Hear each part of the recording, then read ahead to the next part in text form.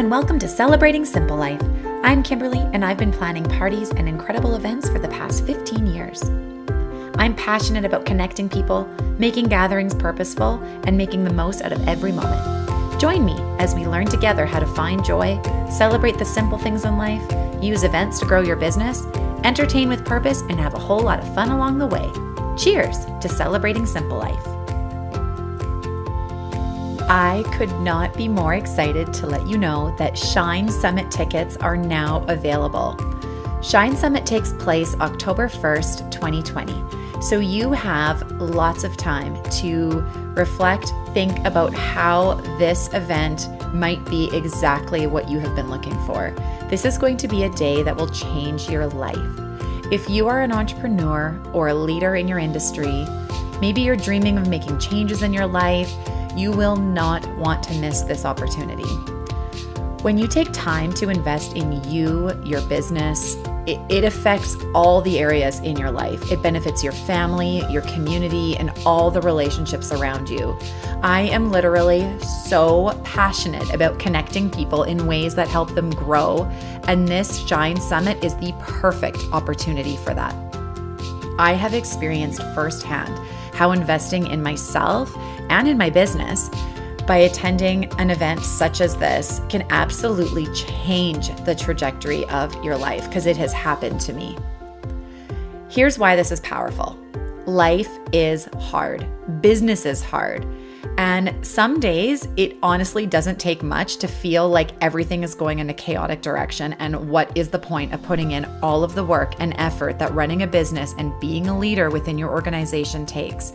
But I'm here to tell you that Shine Summit will not only inspire you and give you all of the feels, you guys, but this Shine Summit is going to give you hands-on, tangible tools that will help directly take your life and your business to the next level. Being surrounded by like-minded individuals and those who have been in their entrepreneurial and business journeys longer than maybe you have is absolutely essential.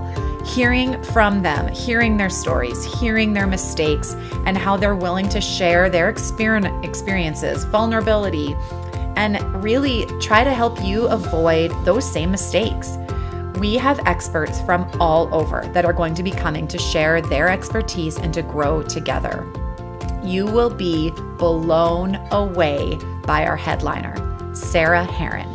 Isn't that the girl from The Bachelor? Why, yes, it sure is. Sarah is a force to be reckoned with, and she has taken her experience of being on a public television show and putting her story out there in the world and taking her disability that she was born with and turning it into something extraordinary. She has an incredible story, an incredible business sense, and she is such an inspiring woman. And you get to hang out with her and be inspired.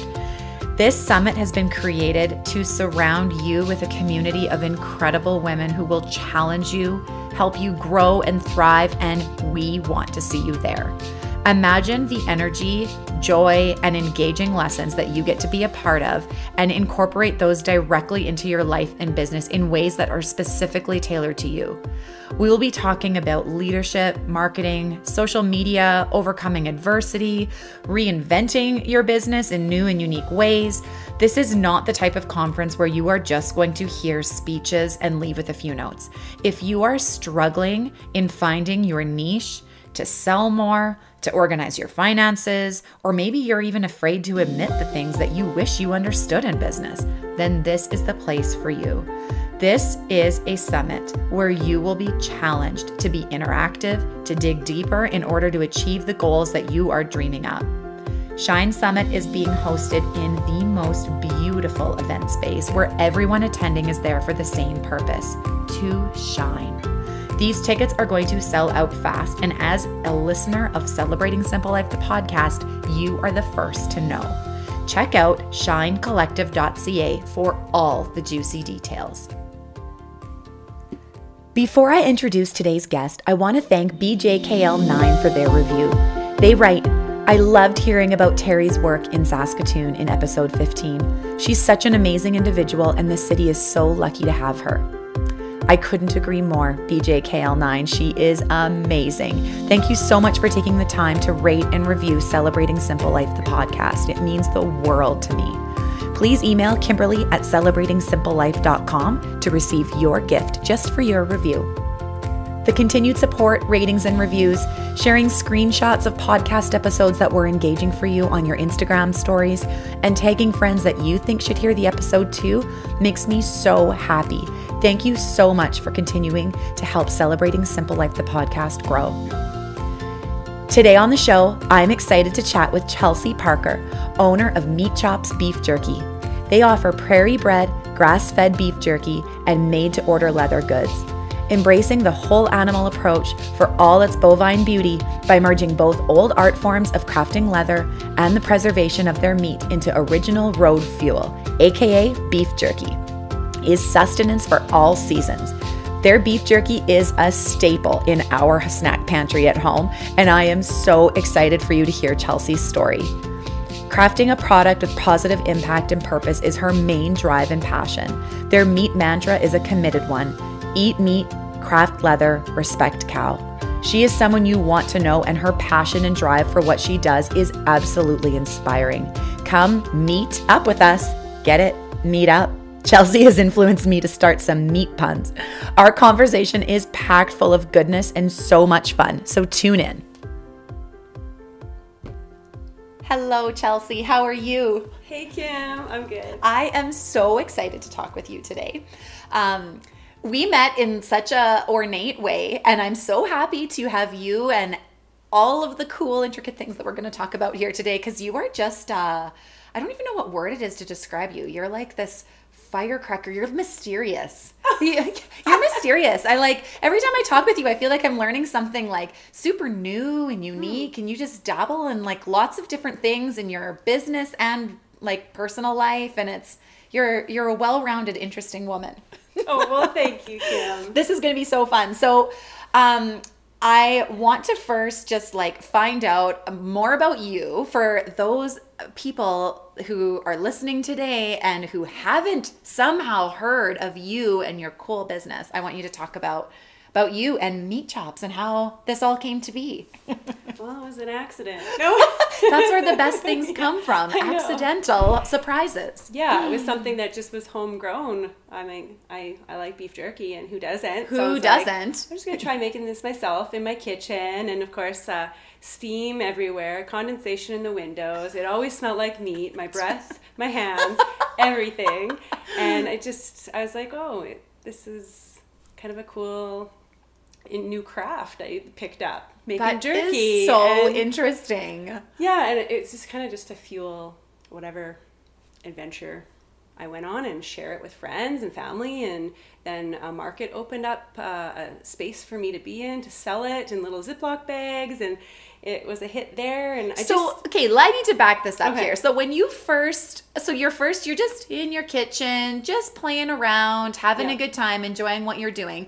Was there any inclination at that point that you were like, hey, I should start a business doing this? Or was it literally just, this is kind of fun and cool, and I'm proud of myself that I figured out how to do this? Yeah, there's no intention of, merging it into a business of sorts. And I think it just came down to merging the two crafts that I was interested in at the time, which was initially leather and working with the hide and tooling and carving leather, and just kind of get my hands on. What were you doing in your career path at this time when you stumbled upon making jerky? Like what was your life like at that point?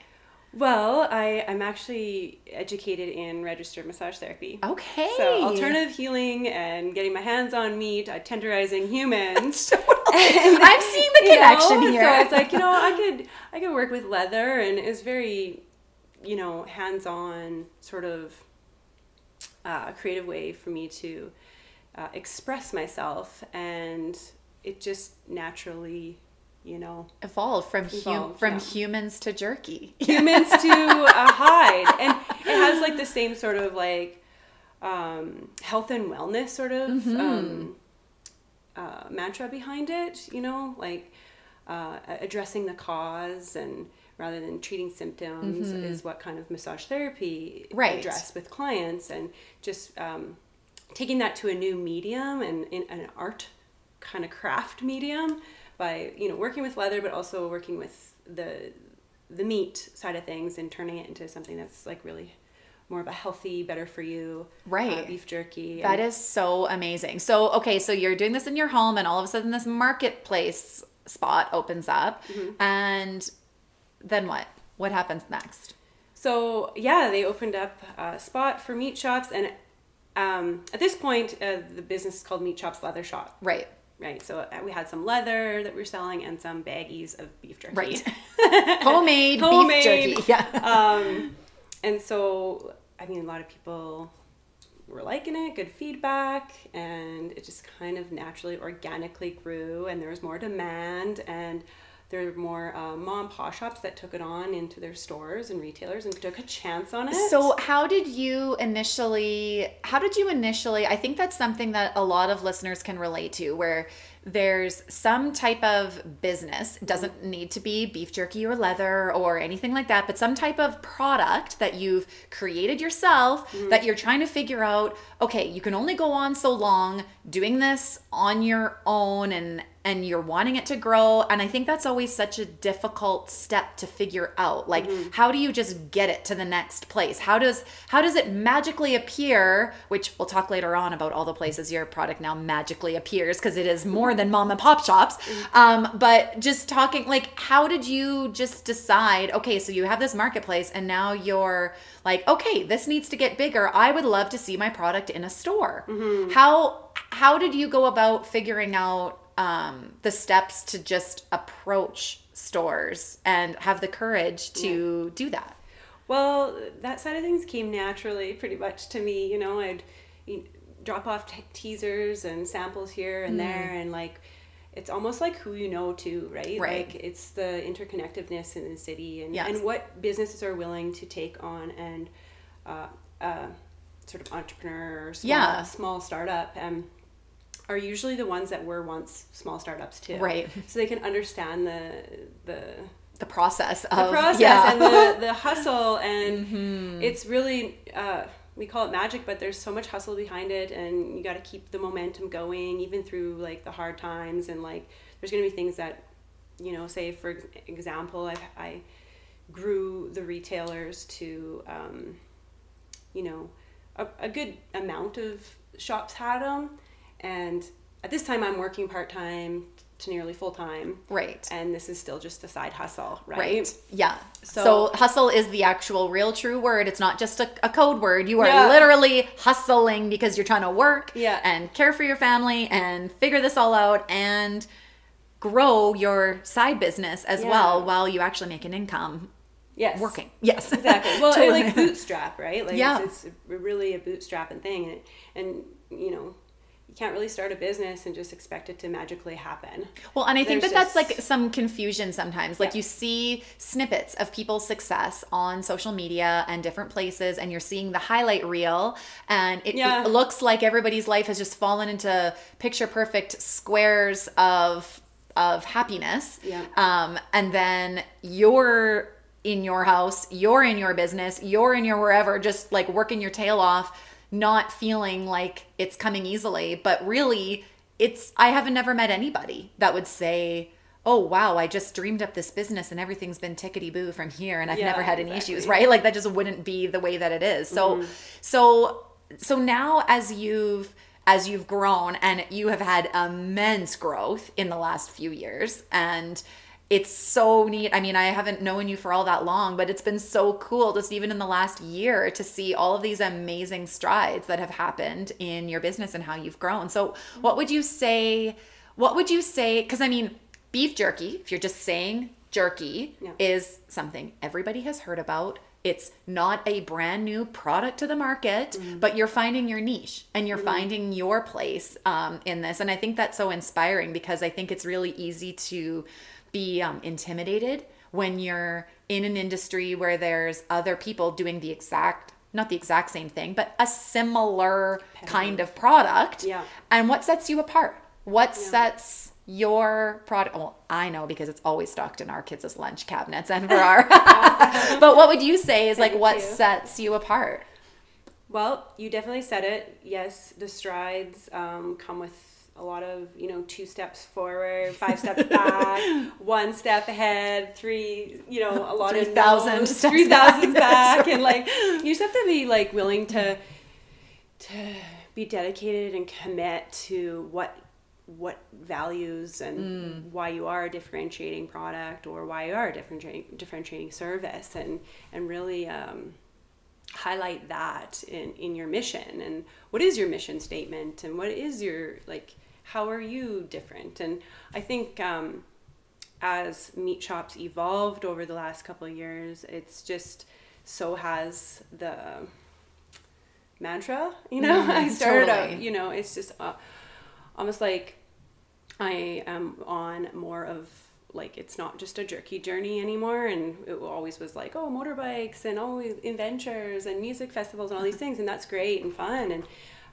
but there's more to it now. It's more of an advocating for the awareness of how I source my raw material, like the beef, and how is that impactful in a positive way, right? And like, what's the big picture of, it's just jerky, but ultimately, like, who are you sourcing what from, and sharing that story, and how just a little meat package has a message of, this comes with an ecological service, and here's why, and here's how I want to share with you as to why it is, and that became more of the mission than just here's some jerky, it might be good, you might like it, but here's some jerky, and know that this has a message, and thank you for supporting it, and knowing that by you supporting it, you're actually supporting an ecological service and message. Because meat has had a pretty, bad rap with things coming out with climate change and like factory industry, agriculture and farming of livestock. Yeah, all that is quite detrimental for sure. But not all meat is bad. Right. It's how it's raised, and it's how of the cow, they say, right.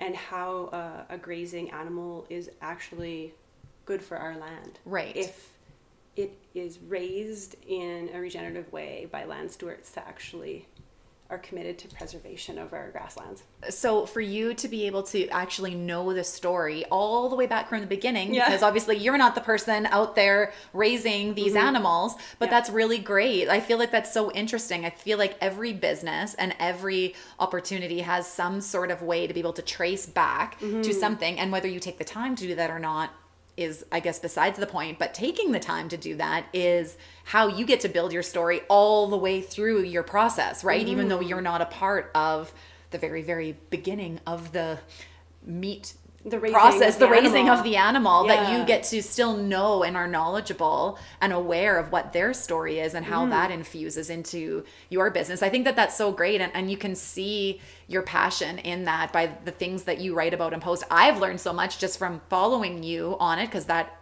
I don't know how to make jerky. I don't do that. I like to be the consumer of it, and it feels good knowing that that's something that my kids love as a snack, and to know that it's actually something that's good and it doesn't have a bunch of fillers and a bunch of things that are not good for them. It makes me feel good that I get to support a local business, as well as know exactly what I'm putting into my own little children's bodies. Yeah, I love that. Health and wellness, but it's also like when we talk about food and gatherings and such, it just brings a connectiveness, and what's connected a lot of times we can buy something off the shelf, and but the story of connecting who planted that seed, who raised that animal, who made that, whose hands were on that, and that's super important with the food industry right now, being that if we eat as close to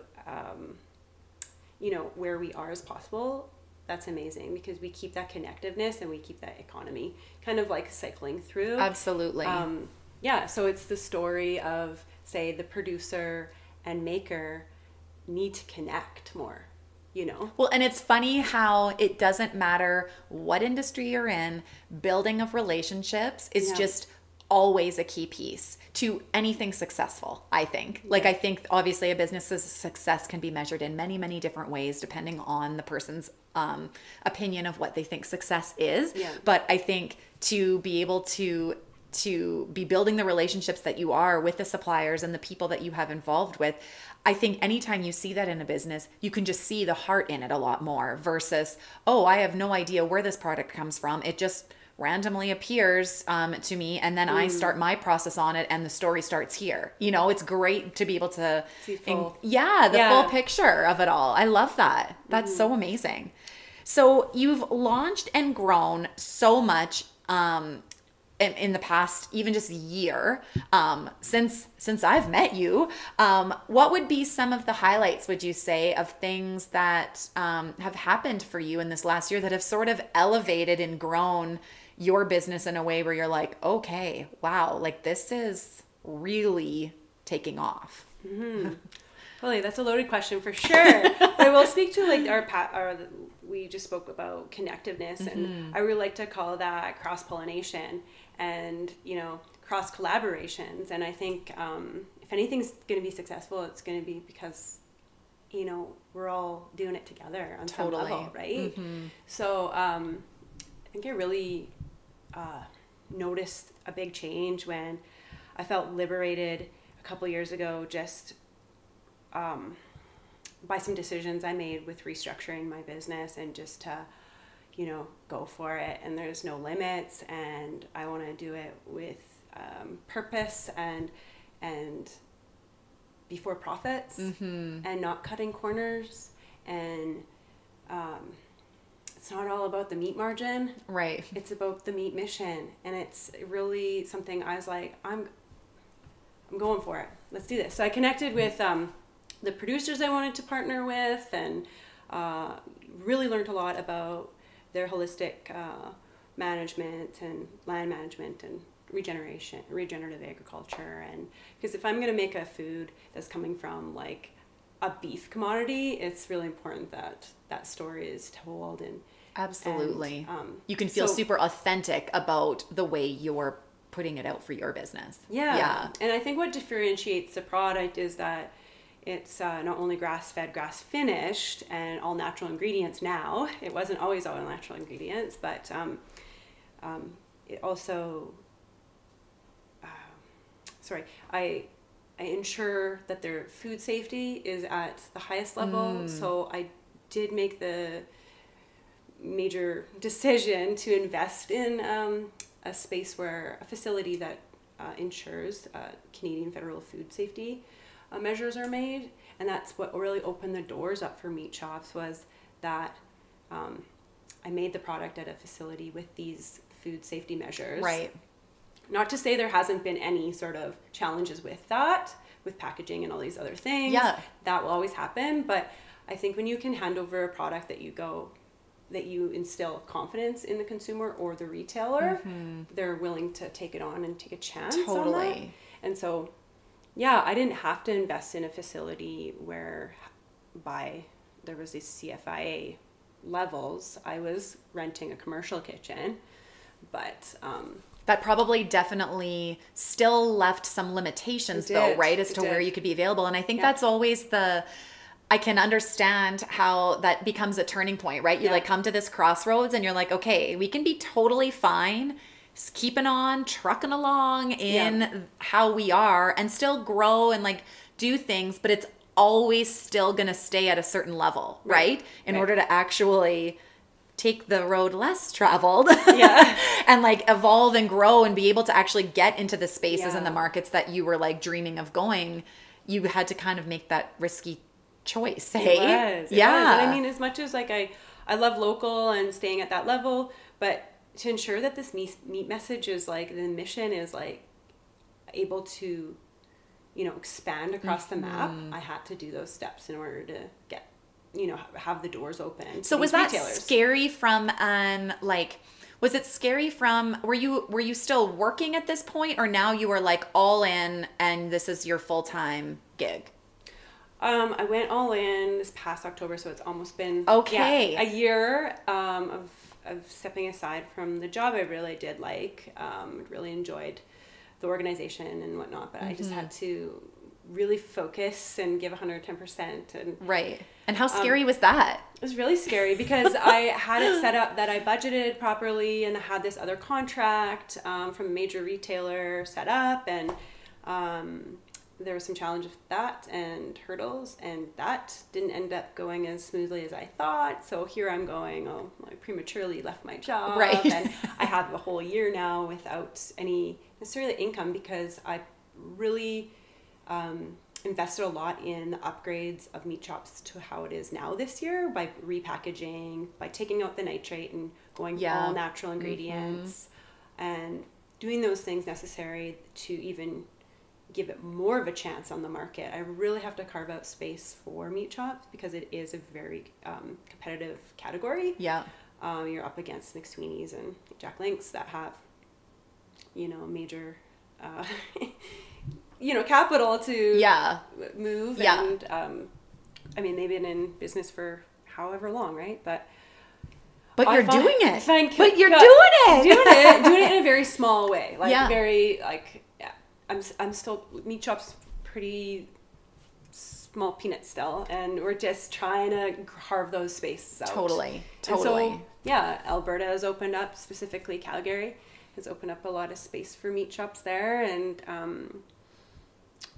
my goals were kind of met this year, except for I faced a few different curveballs that I'm trying to play catch up with now. Totally. So do you find that on any given year, just with I think just as a business owner in general, you're sort of always sort of trying to think of your projections and what your next year might look like, and trying to figure that out. And that's sometimes easier said than done. And it's kind of all a bit of a guessing game sometimes, as you're figuring that all out. But do you find now, so knowing that you've had some really awesome successes and some things that maybe didn't go quite as planned, that there's things that you're just always learning and evolving to be okay, how is 2020 now going to be different than things that maybe happened in the first part of 2019 or whatever the case may be? So what would you say, it sounds pretty exciting that you're evolving this even just to another province over, where you're now just growing. And I think that's so cool to see how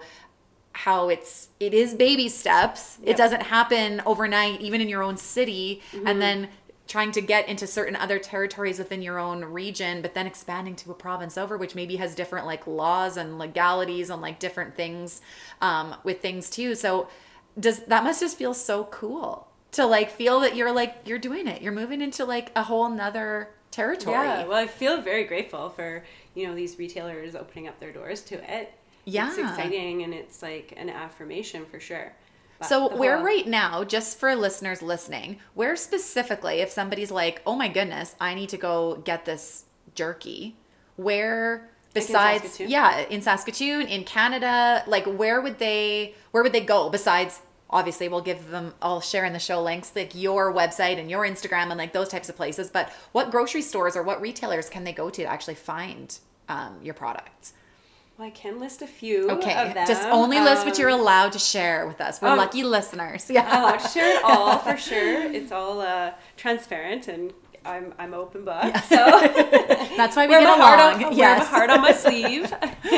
But in Saskatoon, the Sobeys Safeway select ones, Sass Made, Nutters, Dad's Organic, Broadway Theater, High Key Brewery, cool. Just different, a High Noon Barber and stuff. So there's some really awesome local retailers that jumping on board, carrying your product. Yeah, that's which is great. awesome, and that's what made Meat Chops grow. My first retailer for Meat Chops was Prairie Sun Brewery, and then they gave Meat Chops a chance, and 9 Mile actually also did, and now they've grown and they have their own kitchens, and we're not available there anymore. But it's awesome to see our local entrepreneurs just really back each other and watch them grow. It's awesome to see how much Prairie Sun is going to be growing, and there's amazing entrepreneur spirit here, and I've just been inspired too by watching each other and and I think supporting each other. Yeah, and I think that that's so great, and I feel like you are hearing that mission sort of come out more and more. There's often a lot of like negativity around social media and like getting caught up in it, but I think there's also a lot of really great ways that businesses are able to connect and be together. And there's so many businesses I know in my own company that I would have never in a million years probably just randomly connected with them had it not been for the power of social media and like seeing connections from people that I'm already connected to, and how it comes together, and how they are just so willing to just support. And instead of looking at other businesses as a threat, looking at it, there's room for everybody, and there's room for everybody. And it's about building those relationships and seeing which business relationships can connect. And they're not all meant to connect. That's just not the way life goes. But the ones that do, it's usually a benefit for everybody involved if it's a right match, right? It's not a hindrance to somebody else's business. Yeah, it's like connecting like minds and change makers, and like, of course, like I've learned to also be selective, because it's just like at the beginning I feel like I just trusted everything, and every opportunity is right. And as I grew, it's like not every opportunity is right. No, that isn't like aligned with the philosophy of my business or whatnot. So you can just become a little bit more selective, and also connecting with other entrepreneurs and sharing each other's like challenges and struggles is super like, it's so good to hear, because then we can bounce things off each other. It's not all just, like you said, like rainbows and unicorns. Totally. Like, holiday season can feel so full, even with so many amazing things on the go. It just sometimes feels like too much. As a working mom, I often struggle to find the time and balance to cook healthy, home-cooked meals that will fuel my family and myself and not leave me feeling overwhelmed.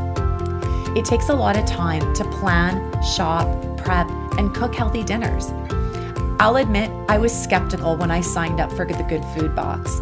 I had tried out a promo code that I had seen online, and I told myself I would just try one box to check it out. Well, 6 weeks later, I am hooked. From the first step of clicking to order and then receiving the fresh ingredients and step-by-step recipes, it has all been seamless and easy. My mind has been cleared from the daily struggle of what's for dinner, and knowing that my meals will arrive on my doorstep each week unless I choose to skip a delivery, which, by the way, I can do as often as I want. We will be away for a little bit over Christmas, and I've already been able to skip the weeks that I need to, and I've skipped a few until the new year so that I'm ready to go. You can even cancel your subscription at any time. There's really no risk.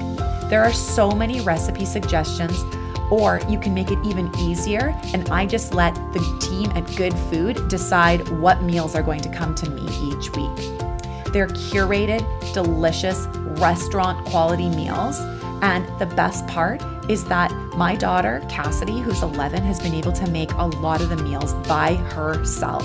I have come home after a day at work, and she has been able to follow the amazing, colorful, easy to follow recipe cards and instructions. I cannot say enough good things about the Good Food Box. And as a special offer for Celebrating Simple Life, the podcast listeners, you can get $40 off your first box. Click the link in the show notes to receive your discount code and make the most of your time this holiday season.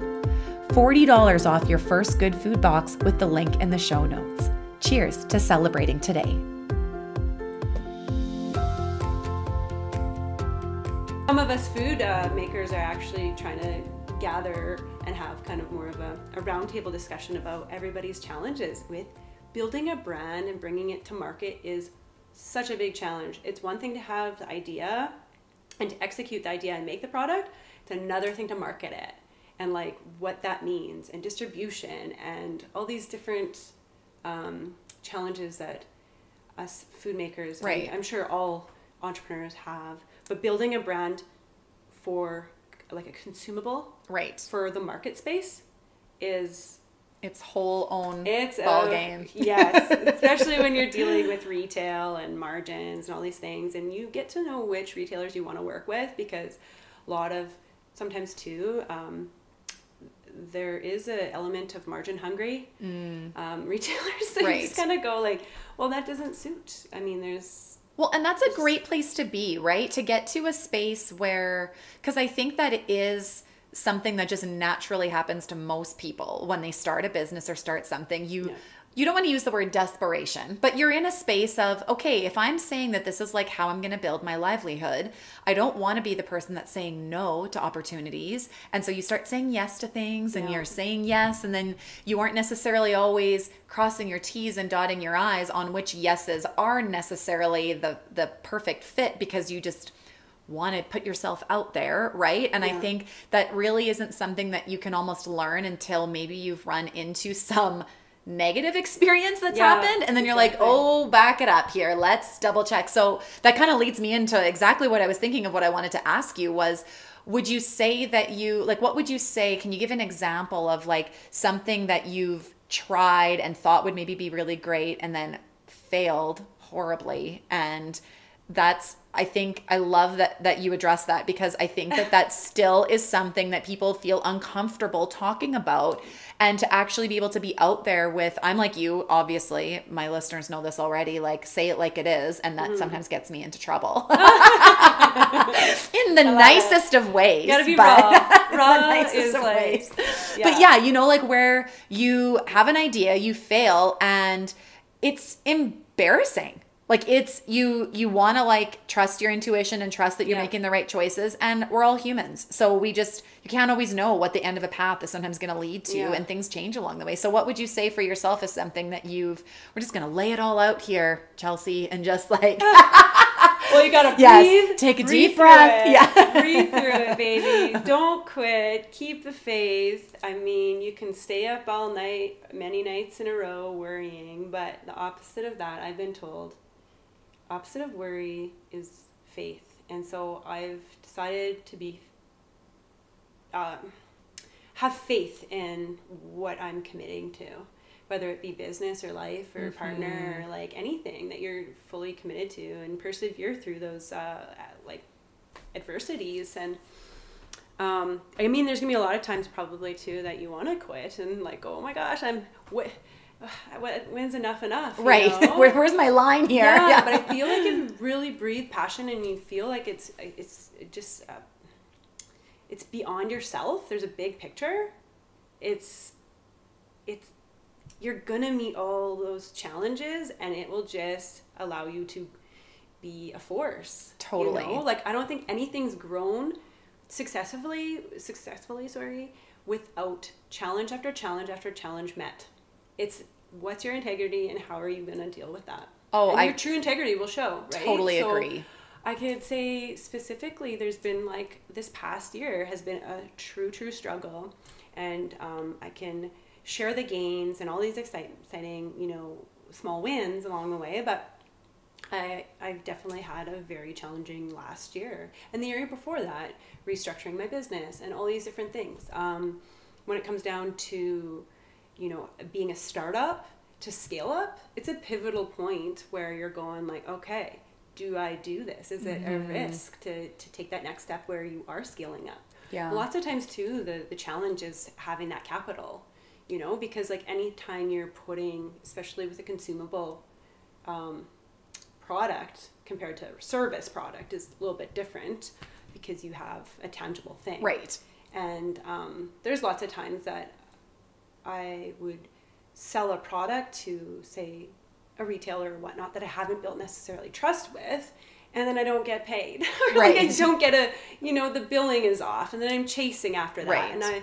And basically it's a one-person led business right now. So I'm doing all aspects of the business, like making the product and coordinating distribution, billing and invoicing, all these things. So it's just like, wearing about 50 different hats a day. So you're doing a juggle. So at some point you're going to have to decide when you're making that leap for scale up. And for me, I've been talking to like a distributor, which would help the efficiencies of getting the product out. Yeah.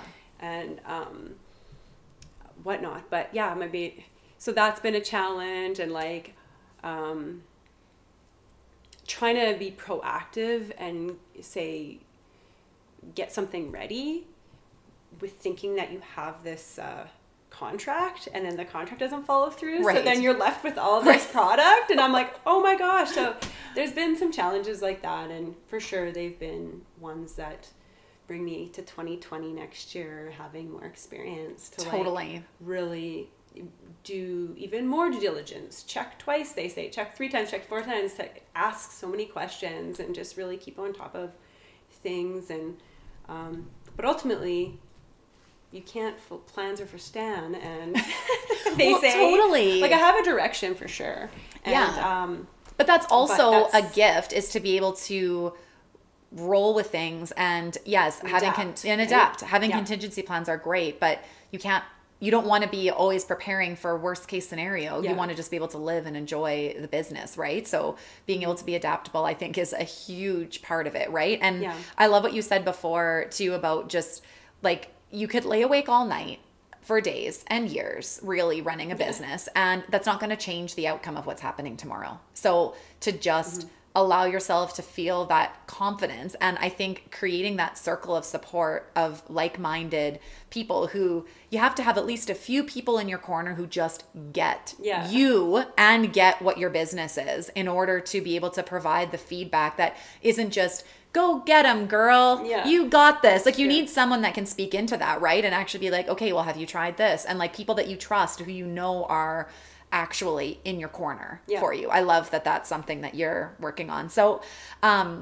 so I know that you're in retailers and you are popping up at lots of different events and places and other areas. And how would you say that you find, because I think that that's also a challenge as a business owner, is that you're trying to find this balance of like, because you're wearing 50 hats, how do you be all of these things in the business? So how do you find time to actually go and participate in events and things that could be wonderful and help grow your business, but actually find time to like do those amidst running the business? And I see you everywhere, so I feel like you must have like doppelgangers or something.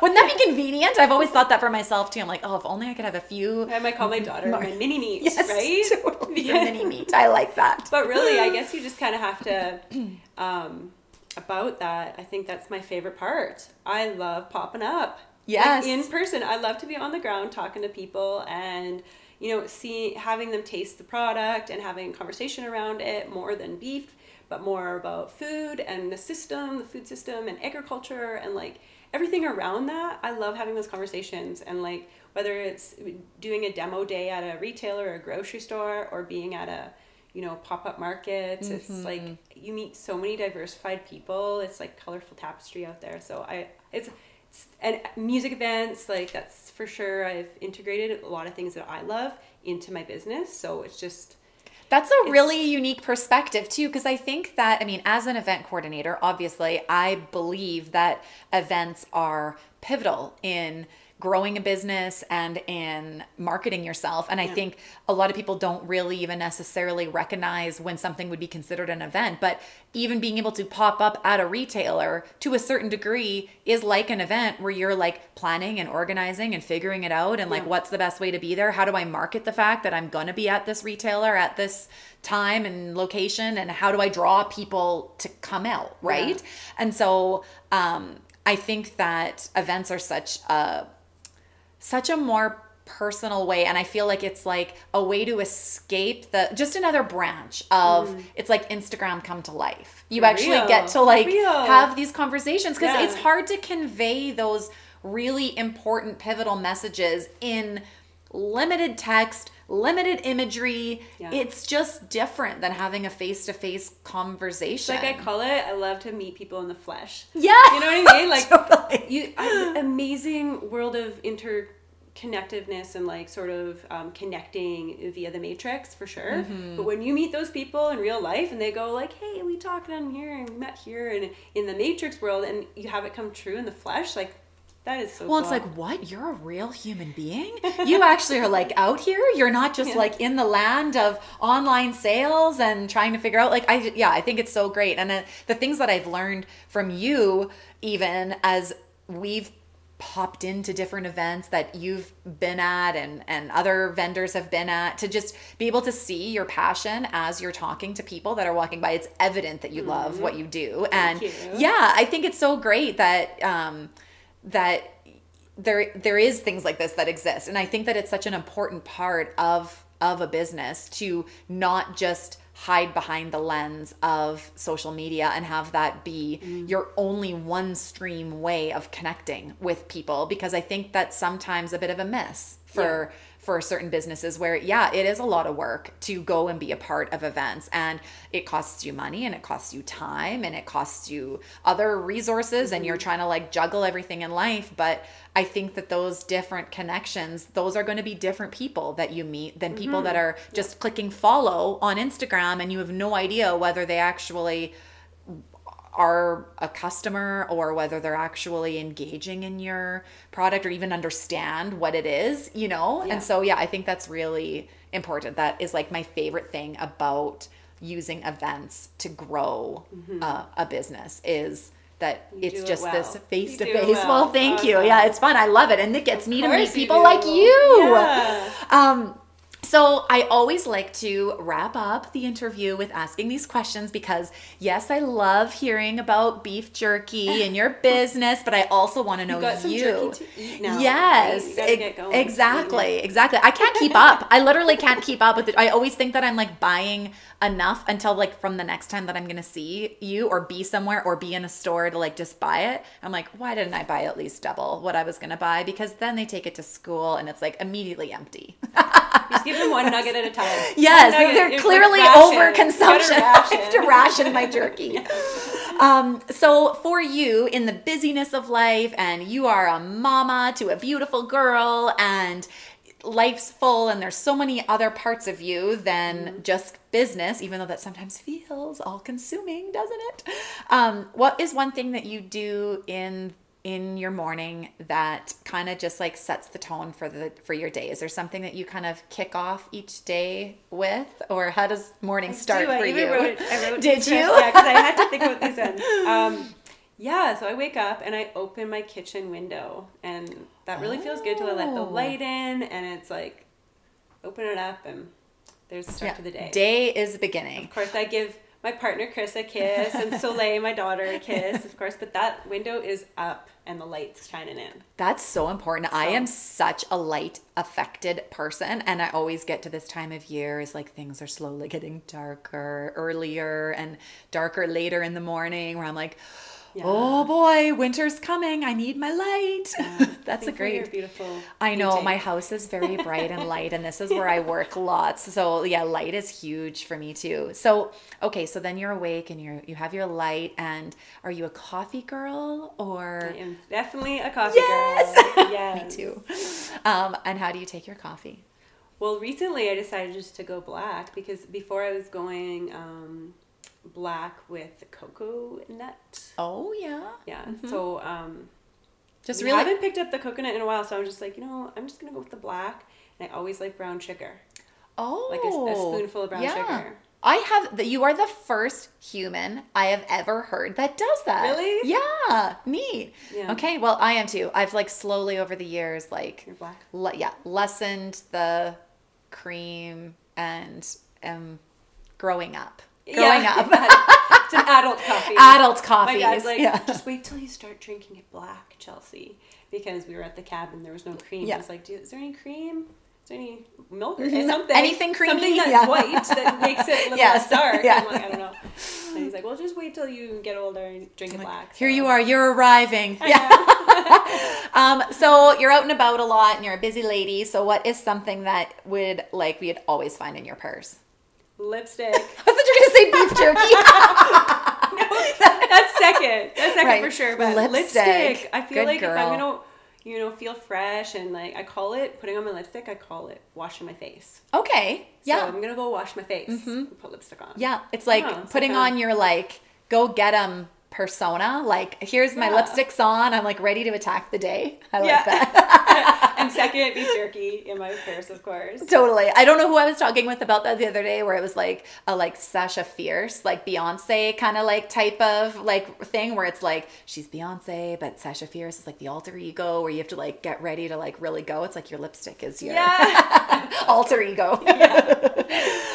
So what is something that you do? I love just always like talking about self-care and mental health. I just think that is so important, and I know that it's been been a huge topic of conversation, even more so in the last year, just publicly with everybody, I think, has certain struggles, whether it's something extreme or even just like a little bit, where mental health is just something that I think just goes so unprotected sometimes. Like you don't really realize that everybody for themselves is vulnerable to it. Yeah. So what is something that you do for yourself is like self-care or ways to just clear your mind and feel like you're you?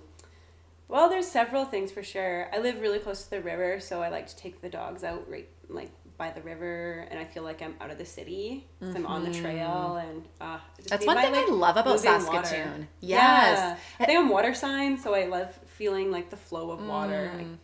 Like, so that's just like calming to you. Yeah. I like that. So I do like riding horses and get back on the saddle this fall and winter.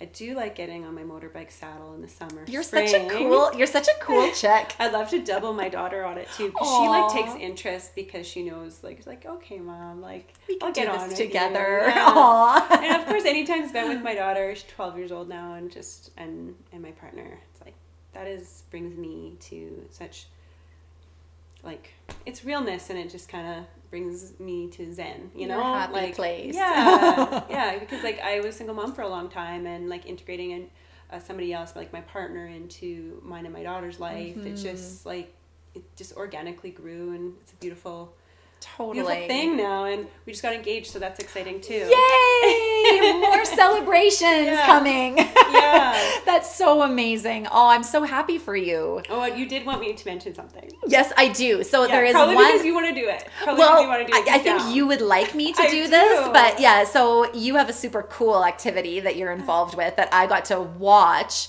a performance of a little while ago, and I literally think that I was like sitting watching this like with my jaw dropped to the floor, because I was like, this is the coolest human I have ever encountered. Okay, so tell everybody the suspense is just like, well, you make me blush. Like, oh my gosh, Kim.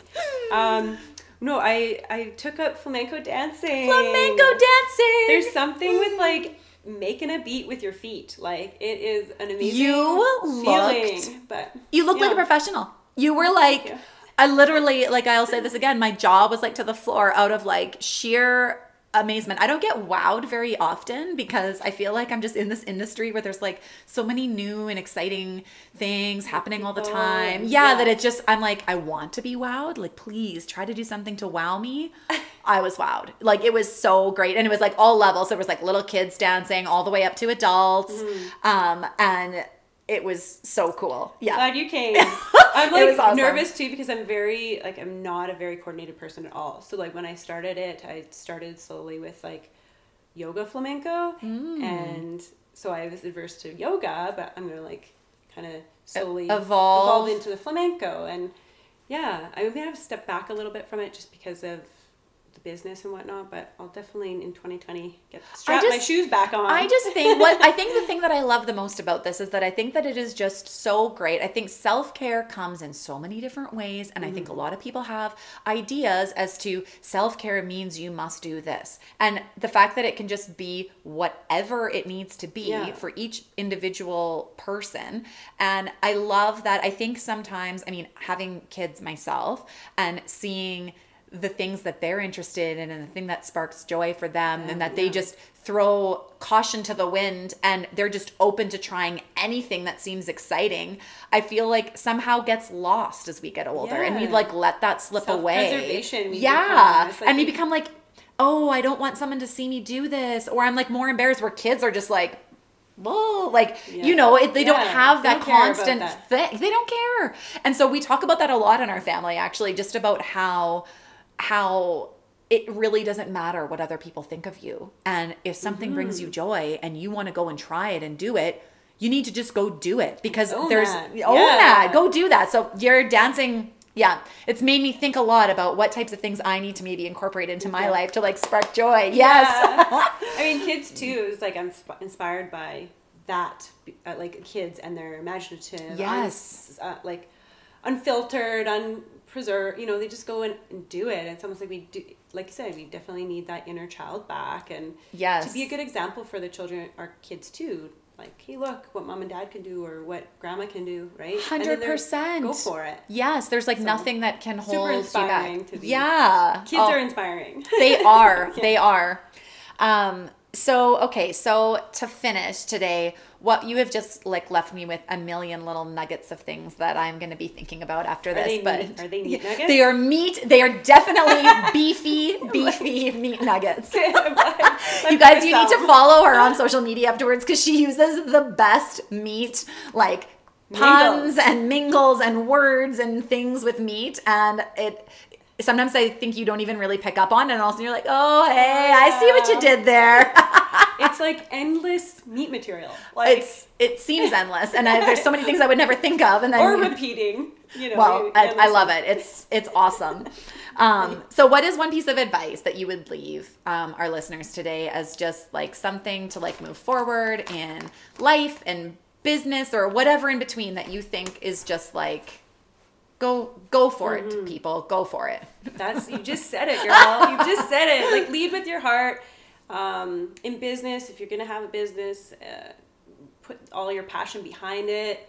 Connect with like minds. Cross-pollinate. Don't be like, take the risk, but don't be scared if you have to change and adapt along the way. Ensure there's some balance in your life with it all, and no, I think your passion speaks wonders, and I just have to drive forward. And I love that. Well, and you are an absolute shining example of all of those things. So I am so glad that we got to meet up today. Yay! Yay. Thank you so much for being on the show. Well, thanks for having me, Kim. That was fun.